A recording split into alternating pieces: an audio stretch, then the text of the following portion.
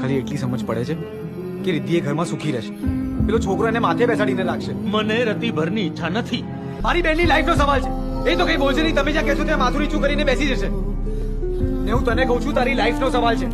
તું તારું સ્ટેન્ડ લે, બાકી બધું ફોડી લઈશ. વાલનો દરિયો છે તો છલકતો જાય છે, લાગણી ઘેરાય છે ને તો વરસતો જાય છે. તૂટીને હું વિખરાઉં પણ સપના તારા તૂટે નહીં. મારા શ્વાસ છૂટી જાય પણ કદી સ્મિત તારું છૂટે નહીં. પાપા